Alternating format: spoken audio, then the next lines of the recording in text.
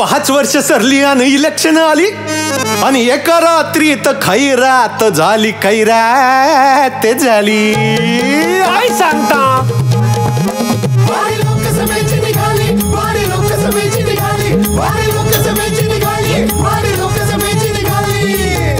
थांबा थांबा थांबा, माझ्या काही प्रश्नांची उत्तर द्या. तिकिटाला पैसे लागतात हे तुम्हाला सगळ्यांना माहिती. हा, जेंट्सला, महिलांना नाही लागत. तुम्हाला सगळ्यांना क्लिअर आहे ना? तुम्ही कोणत्या पक्षात आहेत हे माहिती आहे ना तुम्हाला? आता सगळं फायनल आहे. चला मग या पटापटा. चला पटापटा गाडी चढून घ्या बरं. पुढे सरका, मला फार बोलायला नका. चला पटापटा. तर आता आपण पोहोचलेलो आहोत वाशिम यवतमाळ मतदारसंघामध्ये. खरं म्हणजे आज यवतमाळ मध्ये आपण शूटिंग करतो, पण हा मतदारसंघ वाशिम यवतमाळ मतदारसंघ म्हणून ओळखला जातो. चला मग चर्चा करू. आतमध्ये बसले सगळे, तुम्ही बघत राहा महायात्रा वारी लोकसभेची. 4 वर्षात महागाई वाढली, सिलेंडरात कपात झाली आणि कांद्यानं शिमाच गाठली. पण काय सांगू, 5 वर्ष सरली आणि इलेक्शन आली. इथले विद्यमान खासदार ज्या होत्या भावनाताई गवळी, या खर तर 5 टर्म खासदार होत्या, बरोबर ना? 5 टर्म खासदार होत्या, पण यावेळेस त्यांना तिकीट मिळालेलं नाही. कारण त्या आधी शिवसेनेत होत्या, आताही त्या शिवसेनेत आहेत. पण शिवसेनेतले जे ठाकरे शिंदे असे जे 2 गट पडले, तेव्हा ते शिंदे गटाबरोबर गेले. शिंदे गट हा भाजपच्या जवळचा गट, पण तरीही भावनाताईंचं तिकीट कापलं गेलं. का कापलं गेलं तिकीट? कारण भावनाताईंचे तर संबंध वरपर्यंत आहेत, मोदी साहेबांच्या त्या भगिनी आहेत. मग भावाने अशी ओवाळणी दिली का बहिणीला? ह्या सगळ्या प्रश्नाची चर्चा आपल्याला करायची आहे. त्यामुळे महायुतीचे आता जे उमेदवार आहेत त्या आहेत राजश्री पाटील, बरोबर ना? आता ह्या पाटील घरात पण एक फार गमतीशीर झालेला आहे. म्हणजे हिंगोलीला त्यांचे मिस्टर, बरोबर ना, हेमंत पाटील, ते पण खासदार होते, पण त्यांना तिकीट नाही दिलं. म्हणजे एक आंख में आंसू और एक आंख में हासू नाही ना, असं काय नाही. राजश्री ताईंना इकडे तिकीट दिलं, म्हणजे त्याचं कॉम्पेन्सेशन म्हणून त्यांनी असं केलं का, इकडे ताईंना दिलं तिकीट वगैरे, असं काय? बर बर, वा वा वा वा. आणि आणखीन महाविकास आघाडीचे आमचे संजय देशमुख सर, बरोबर, त्यांनी काय काय केलंय? ते राज्यमंत्री होते एकदा, बरोबर, देशमुख सरकारांबरोबर होते. आता इथे संजय देशमुख आहेत, राजश्रीताई पाटील आहेत, 2 महत्वाचे कॉन्टेस्टंट आहेत. आणि नेमके जिल्ह्याचे काय प्रश्न आहेत हे पण आपण चर्चा करणार आहोत. मला असं कळलेलं आहे भावनाताई आता निवडून येऊ शकत नाहीत, म्हणून त्यांचं तिकीट कापलेलं आहे, असं तुमचं म्हणणं आहे? थांबा, माझा माईक ओढू नका. साहेबांनी काय आश्वासन दिलं होतं? भ्रष्टाचाराला अन्न टाकू, कापसाला दुप्पट भाव देऊ, शेतकऱ्यांना सोयाबीनला भाव देऊ, कापसाला भाव देऊ. मला सांगायला भ्ष्टाचाराला गळ्याला बांधलं. हीच का तुमची भ्रष्टाचारी? मला वाटतं भाजप पक्ष. मला हे सांगा, थांबा, गडबड झाली काहीतरी? अहो, ही महायुतीची जागा आहे ना, मग सगळे एकत्र झाले परत? सगळे एकत्र झाले परत का?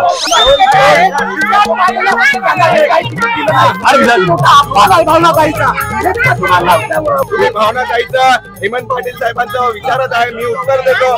साहेबांनी त्यांना जबाबदारी वाढून दिलेली आहे. हेमंत साहेबांना 2 लोकसभा दिलेली आहे, 2 निवडून येतील.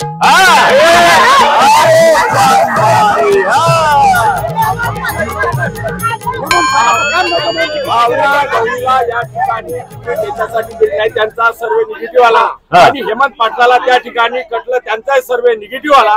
त्याच्यामुळं त्यांची नाराजी दूर करण्यासाठी तिथला उमेदवार इतर लादल्या गेला.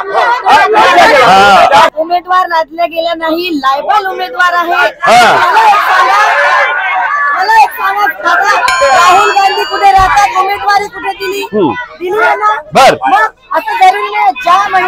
जी महिला 5-5 स्टेट मध्ये स्वतःचा व्यवसाय सांभाळू शकते. काय व्यवसाय? त्यांचा बँकिंगचा व्यवसाय. बँकिंगचा व्यवसाय राजश्री मध्ये ती सांभाळते, तर ती सुद्धा व्यवस्थितच सांभाळणार. अभ्यासू व्यक्तिमत्व त्यांचं. बर, बोला ताई. पहिले भावनाताईची तिकीट कापली, भावनाताईचा अपमान केला का महिलेचा? कारण त्यांची सिनियरिटी वाढली असती तर त्यांना संसदमध्ये काही पद द्यावं लागलं असतं, म्हणून भाजप निघले आणि त्याही पडणार होत्या. आणि राजश्री पाटीलचा तिकीट जाहीर करून तिकीट कापली भाजपवाल्यांनी.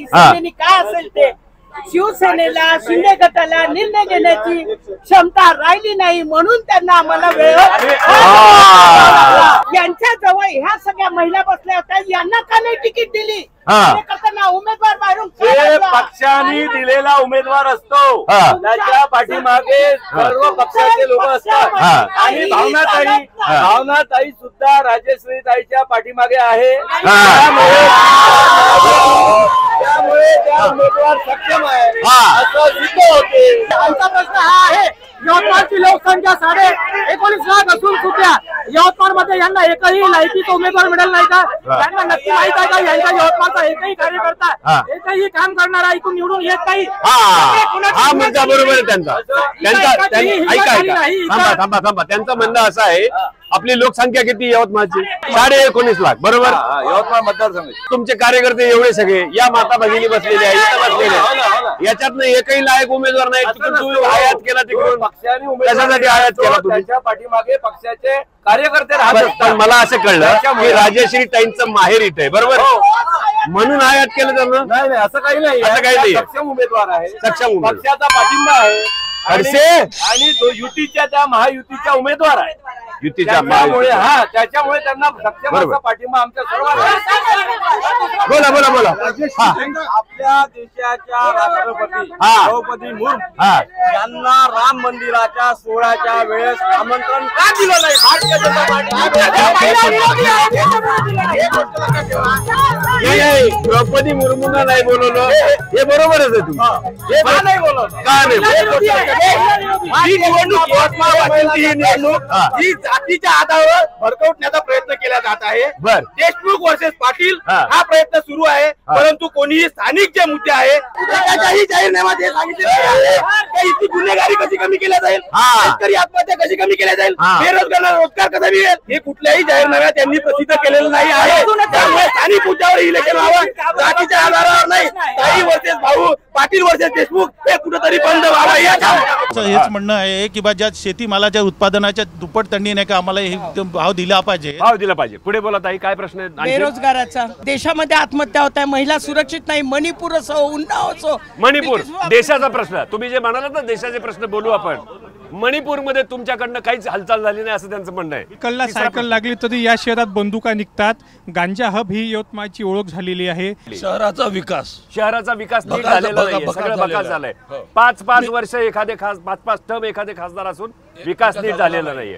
हा पुढे बोला. यवतमाळ वाशिम लोकसभा क्षेत्रातलं सर्वात मोठं शहर आहे यवतमाळ.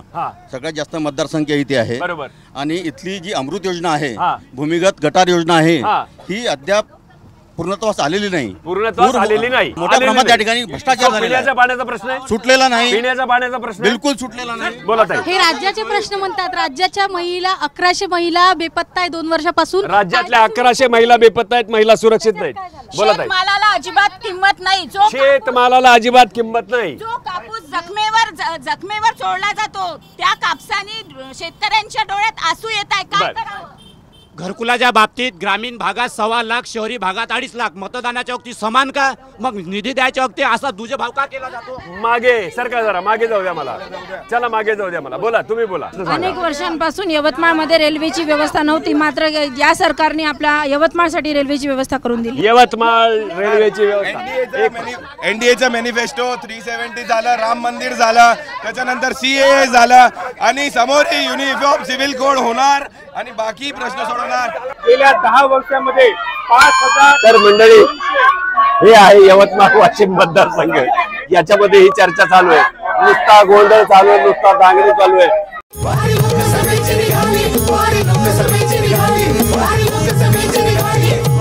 आता या सगळ्या लोकांनी इकडचे प्रश्न सांगितले बरोबर. तुमच्याकडे याची काही उत्तरं आहेत का? तुमच्याकडे आणखीन काही प्रश्न आहेत? बिलकुल आहे. सर्व शहरात गुन्हेगारी असते त्याचा गुन्हेगारीचा सामान्य माणसाचा प्रश्न नाही आहे. सामान्य माणसाचा प्रश्न नाही. सामान्य माणसाला त्याचा संबंधच नाही. सामान्य माणूस सुरक्षित कसा आहे? आजपर्यंत सामान्य माणसाला कोणताही त्रास झालेला नाही. गुन्हेगारांपासून त्रास झाला बिलकुल नाही. मग कोणाला झाला त्रास? गुन्हेगारामध्येच त्यांचा असतं. सलमान खानच्या घरावर गोळीबार झाला, भाजपने केला का? नाही, भाजपने नसेल केला, पण भाजपने थांबवलं तर पाहिजे ना. भाजपने गुन्हेगाराला थांबवलं तर पाहिजे का नाही? असं कसं? आता सलमानच्या घरावर गोळी उडाली म्हणून तुम्ही बोलायला लागले. एखाद्या गरीब माणसाच्या घरावर गोळी उडाली असते तुम्ही बोलले असते का? बोललो असतो. नाही, आमचंच गरीबाचं सरकार आहे. पहिलेपेक्षा गुन्हेगारी कमी झालेली आहे. पुण्यात पिण्याचा पाण्याचा प्रश्न सोडवलेला आहे. यवतमाळात कधी नव्हे वाहिनी योजना झाली ना. कोणत्याही कामाला उशीर होत असतो. बरोबर आहे. कोणत्याही कामाला उशीर होत 70 वर्षात काहीच झालं नाही असं बोलणं बरोबर आहे की नाही? बरोबर आहे. बरोबर नाही ना? नाही 70 वर्षाला नाहीये, वेळ लागतो. 10 वर्षात होऊन राहिलेला आहे. आमच्या मित्र पक्षांनी सांगितलं की बाबा यवतमाळमध्ये कुठलाही विकास झाला नाही. तर या ठिकाणी मी आमच्या मित्र पक्षांना सांगू इच्छितो की या 15 वर्षात माननीय खासदार भावनाताई गवळी यांनी वर्धा नांदेड रेल्वेचा प्रोजेक्ट या ठिकाणी जवळपास पूर्णत्व नेलेला आहे.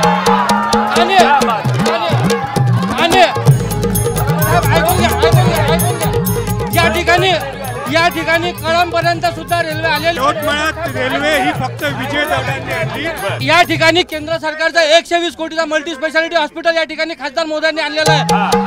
या ठिकाणी ऐकून घ्या, या ठिकाणी पासपोर्ट ऑफिस जे नागपूरला जायचं काम पडत होतं, यवतमाळ खासदार मोदयांनी या ठिकाणी पासपोर्ट ऑफिस चालू केलेलं आहे. देशातले उद्योग समूह नष्ट करण्याचं काम केलं. महाराष्ट्रातले उद्योग गुजरात मध्ये नेले, बेरोजगारी वाढवली आणि सामान्य शेतकरी सामान्य माणूस नाही का यवतमाळमध्ये रोज आत्महत्या होते.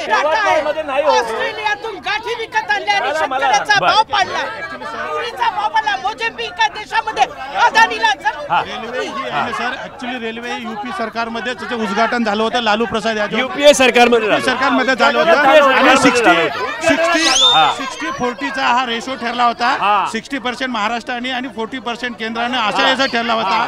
त्याच्यानंतर गुन्हेगारांचा विषय करता 70 वर्षामध्ये पहिल्यांदा एखाद्या आमदाराने एका पोलीस स्टेशनमध्ये गोळीबार केला. हा कायद्याचा विषय कुठे करता? ते बरोबर. काय बोला तात्या, तुम्ही बोला, काय म्हणणं आहे तुमचं? उमेदवारामधला फरक पहा. एका उमेदवारानं राजेश्री पाटीलनं खासदार नसताना आमदार नसताना 80,000 स्त्रियांना पायावर उभं केलं, 5,000 लोकांना काम केलं. आणि यांचा जो उमेदवार आहे, अनेक कार्यकर्ते अनेक उमेदवाराकडनं पैसे घेऊन आत्महत्या करण्यास प्रवृत्त केलेलं आहे. यांनी महाविकास आघाडीचा जर एवढा हे नसतं, विकास नसता तर एवढ्या लोकांनी त्यांना निवडूनच नसतं दिलं. रेल्वेचा प्रश्न म्हणजे 2009 मध्ये फक्त उद्घाटनच केलं, पूर्वतच आणलं भावनाताईनं. आता कळंबपर्यंत आली, यवतमाळात आली.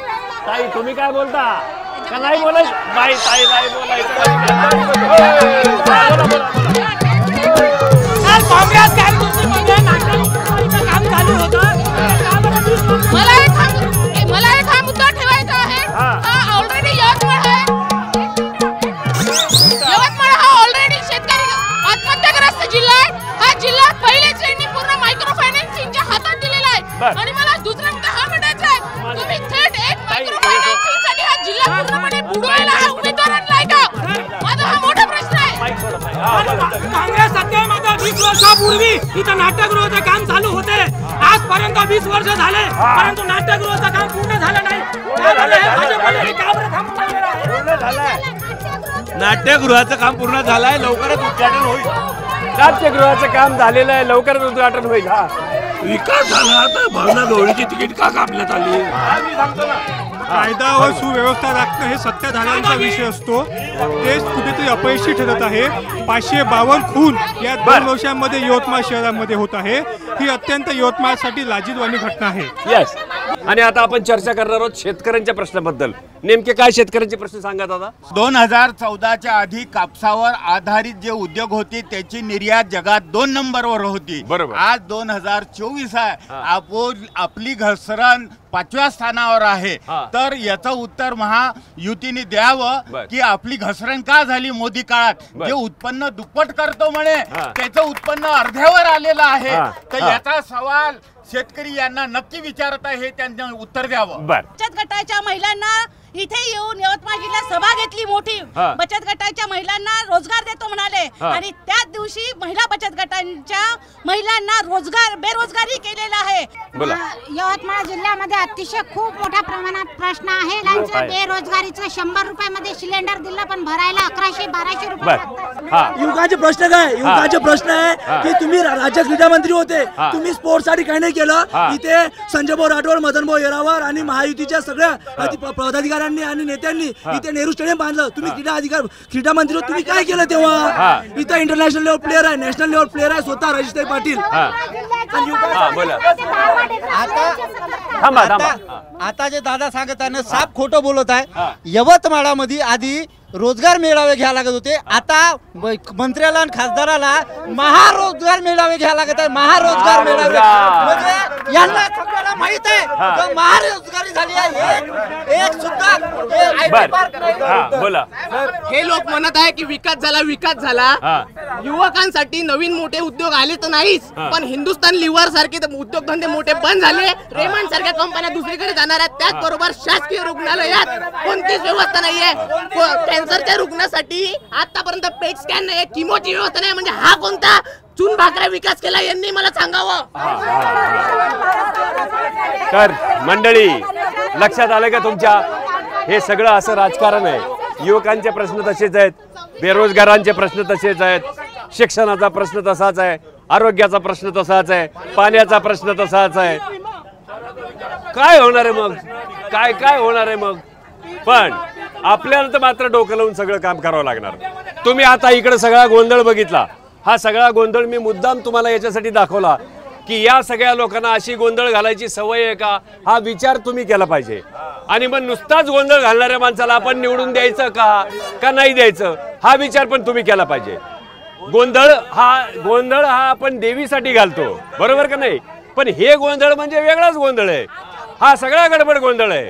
त्यामुळे लक्षात घ्या, जो काम करणार आहे, जो चांगलं काम करणार आहे आणि तुम्हाला जे असं मनापासून वाटणार आहे की हा आपला माणूस आहे आणि हा आपला प्रश्न पुढे घेऊन जाईल, त्यालाच मतदान करा। मतदानाच्या दिवशी घरी नका बसू। आपण जाऊया पुढच्या टप्प्यावर। तुम्ही बघत राहा महायात्रा वारी लोकसभेत। 4 वर्षात महागाई वाढली, सिलेंडरात कपात झाली आणि कांद्यानं शिमाच गाठली, पण काय सांगू दादा, 5 वर्ष सरली आणि इलेक्शन आली आणि एका रात्रीत खैरात झाली।